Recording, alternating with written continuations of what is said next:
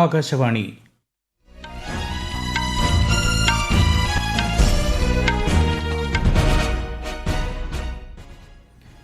നമസ്കാരം. വാർത്തകൾ വായിക്കുന്നത് അക്ഷയ് ഷാജി.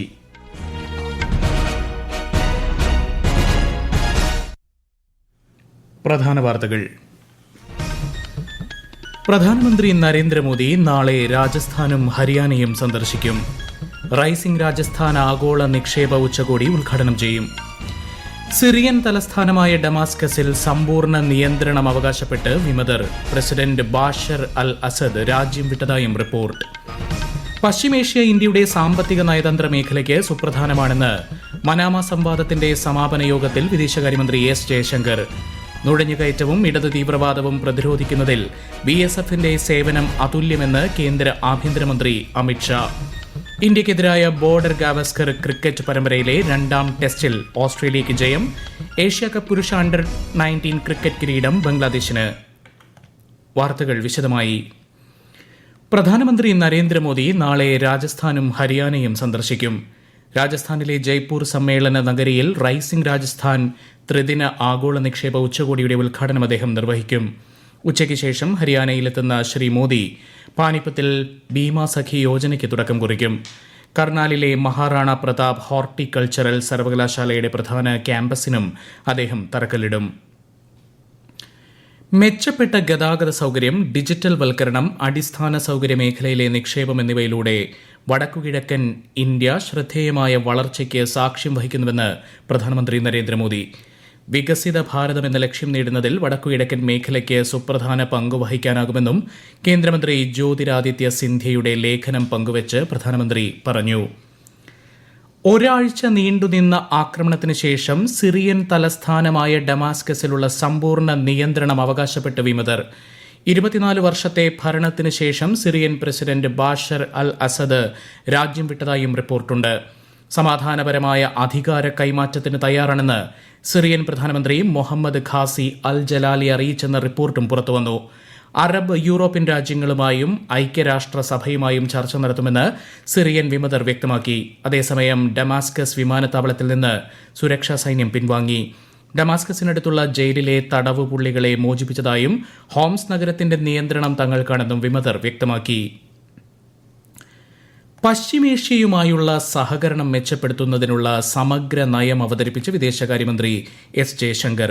പശ്ചിമേഷ്യ ഇന്ത്യയുടെ സാമ്പത്തിക നയതന്ത്ര മേഖലയ്ക്ക് സുപ്രധാനമാണെന്നും മനാമ സംവാദത്തിന്റെ സമാപന യോഗത്തിൽ അദ്ദേഹം വ്യക്തമാക്കി. ഇറാൻ, ഇറാഖ്, GCC രാജ്യങ്ങൾ എന്നിവയുമായി ഇന്ത്യയുടെ പ്രതിവർഷ വ്യാപാരം $180 ശതകോടി വരെയും മെഡിറ്ററേനിയൻ രാജ്യങ്ങളുമായി $90 ശതകോടി വരെയും ഉയരാറുണ്ട്. ഗൾഫ് മേഖലയിലെ 10 ദശലക്ഷം ഇന്ത്യക്കാരും മെഡിറ്ററേനിയൻ രാജ്യങ്ങളിലുള്ള 5 ലക്ഷത്തോളം ഇന്ത്യക്കാരും പശ്ചിമേഷ്യയുമായുള്ള ബന്ധത്തെ കൂടുതൽ ശാക്തീകരിക്കുമെന്നും ശ്രീ ജയശങ്കർ പറഞ്ഞു.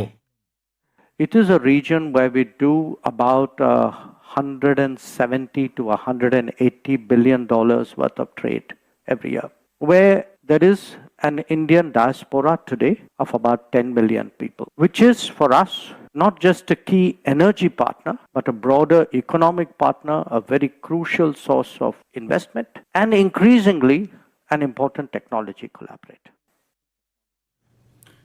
അമേരിക്കൻ ഡോളറിന് തുല്യമായി പുതിയ കറൻസി ആരംഭിക്കുന്നത് പരിഗണനയിലിരുന്ന് വിദേശകാര്യമന്ത്രി എസ് ജയശങ്കർ. ഖത്തറിൽ ദോഹ ചർച്ചാവേദിയെ അഭിസംബോധന ചെയ്യുകയായിരുന്നു അദ്ദേഹം. രാജ്യരക്ഷാ മന്ത്രി രാജ്നാഥ് സിംഗിന്റെ 3 ദിവസത്തെ റഷ്യൻ സന്ദർശനത്തിന് ഇന്ന് തുടക്കം. മോസ്കോയിൽ നടക്കുന്ന സൈനിക സാങ്കേതിക സഹകരണത്തിനായുള്ള ഇന്ത്യ റഷ്യ അന്തർ സർക്കാർ തല കമ്മീഷന്റെ 21ാമത് യോഗത്തിൽ റഷ്യൻ പ്രതിരോധ മന്ത്രി ആന്ദ്രേ ബെലോസോവിനൊപ്പം അദ്ദേഹം അധ്യക്ഷനാകും. 16ാം ധനകാര്യ കമ്മീഷൻ ചെയർമാൻ അരവിന്ദ് പനഗാരിയെയും അംഗങ്ങളുമടങ്ങിയ സംഘം കേരളത്തിലെത്തി. ധനകാര്യ കമ്മീഷൻ റിപ്പോർട്ട് തയ്യാറാക്കുന്നതിനായി സംസ്ഥാനങ്ങളിലേക്കുള്ള പഠനയാത്രകളുടെ ഭാഗമായാണ് സന്ദർശനം.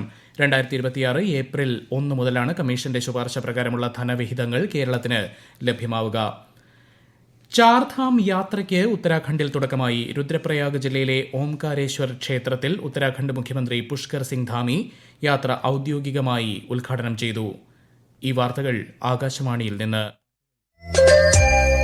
ആകാശവാണി വാർത്തകളും വാർത്താ അധിഷ്ഠിത പരിപാടികളും all India radio news Thiruvananthapuram YouTube ചാനലിലും at all India radio news Thiruvananthapuram Facebook പേജിലും AIR ന്യൂസ് _ തിരുവനന്തപുരം ഇൻസ്റ്റഗ്രാം അക്കൌണ്ടിലും at AIR news _ TVM X ഹാൻഡിലും ലഭ്യമാണ്. ഈ വർഷത്തെ ദേശീയ പഞ്ചായത്ത് പുരസ്കാരങ്ങൾ രാഷ്ട്രപതി ദ്രൌപദി മുർമു ബുധനാഴ്ച ന്യൂഡൽഹിയിൽ സമ്മാനിക്കും. കേരളത്തിൽ നിന്ന് മലപ്പുറം ജില്ലയിലെ പെരുമ്പടപ്പ് പഞ്ചായത്തും Kerala institute of local administration കിലയുമാണ് പുരസ്കാരത്തിന് അർഹമായത്. അതിർത്തി സുരക്ഷയ്ക്കൊപ്പം നുഴഞ്ഞുകയറ്റം, കള്ളനോട്ടുകൾ, ഇടതു തീവ്രവാദം തുടങ്ങിയവ തടയുന്നതിൽ അതിർത്തി രക്ഷാസേനയുടെ സേവനം അതുല്യമാണെന്ന് കേന്ദ്ര ആഭ്യന്തരമന്ത്രി അമിത്ഷാ. ജോധ്പൂരിൽ അതിർത്തി രക്ഷാസേനയുടെ 60ാം സ്ഥാപക ദിനാഘോഷത്തെ അഭിസംബോധന ചെയ്യുകയായിരുന്നു അദ്ദേഹം.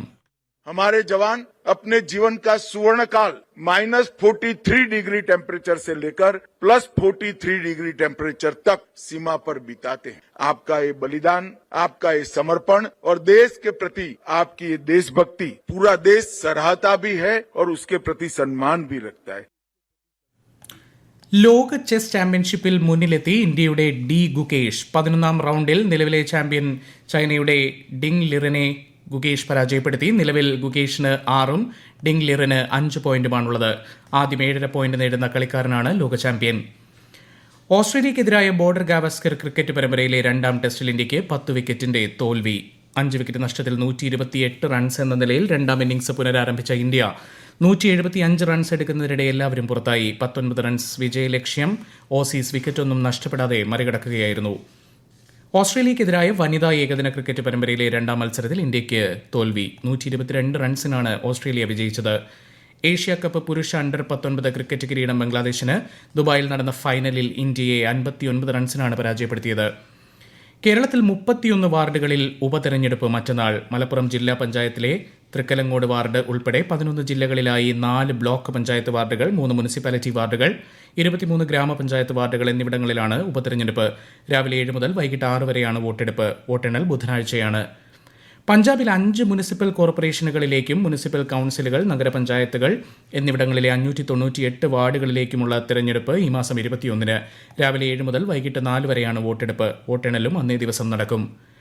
സൗദി അറേബ്യയിൽ ജയിലിൽ കഴിയുന്ന കോഴിക്കോട് ഫറോക്ക് സ്വദേശി അബ്ദുൾ റഹീമിന്റെ മോചനവുമായി ബന്ധപ്പെട്ട വിധി പ്രഖ്യാപനം റിയാദ് കോടതി മാറ്റിവെച്ചു. വിഷയത്തിൽ വാദം കേൾക്കുന്ന നടപടികളാണ് നടന്നതെന്ന് നിയമ സഹായ സമിതി അറിയിച്ചു. ദയാധനം സ്വീകരിച്ച ശേഷം സൗദി കുടുംബം മാപ്പ് നൽകാൻ തയ്യാറാണെന്ന് റിയാദ് ക്രിമിനൽ കോടതിയെ അറിയിച്ചതിനെ തുടർന്ന് കഴിഞ്ഞ ജൂലൈ 2-നാണ് അബ്ദുറഹീമിന്റെ വധശിക്ഷ റദ്ദാക്കിയുള്ള കോടതി ഉത്തരവുണ്ടായത്. മികവാർന്ന സിനിമകൾ ജനങ്ങളിലേക്ക് എത്തിക്കേണ്ടത് രാഷ്ട്രീയ ഉത്തരവാദിത്വമാണെന്ന് സംസ്ഥാന ഉന്നത വിദ്യാഭ്യാസ മന്ത്രി ആർ ബിന്ദു. 29ാമത് കേരള രാജ്യാന്തര ചലച്ചിത്രമേളയുടെ മീഡിയ സെൽ ഉദ്ഘാടനം ചെയ്യുകയായിരുന്നു മന്ത്രി.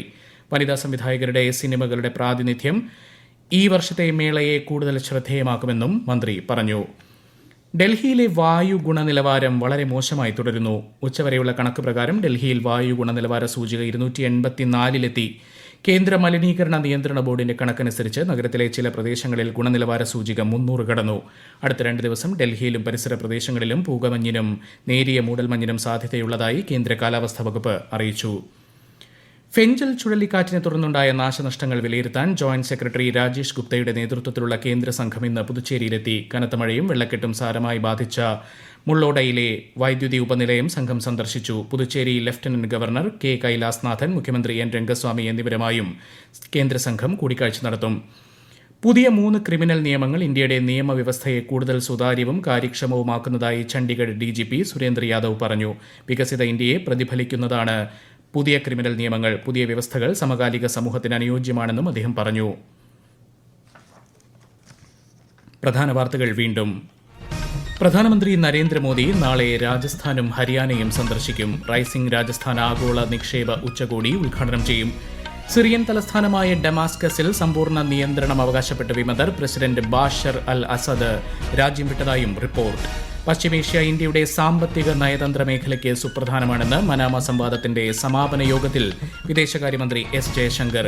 നുഴഞ്ഞുകയറ്റവും ഇടതു തീവ്രവാദവും പ്രതിരോധിക്കുന്നതിൽ BSFന്റെ സേവനം അതുല്യമെന്ന് കേന്ദ്ര ആഭ്യന്തരമന്ത്രി അമിത്ഷാ. ഇന്ത്യക്കെതിരായ ബോർഡർ ഗാവസ്കർ ക്രിക്കറ്റ് പരമ്പരയിലെ 2ാം ടെസ്റ്റിൽ ഓസ്ട്രേലിയയ്ക്ക് ജയം. ഏഷ്യ കപ്പ് പുരുഷ അണ്ടർ-19 ക്രിക്കറ്റ് കിരീടം ബംഗ്ലാദേശിന്. വാർത്തകൾ കഴിഞ്ഞു. അടുത്ത വാർത്താ പ്രക്ഷേപണം 8:35.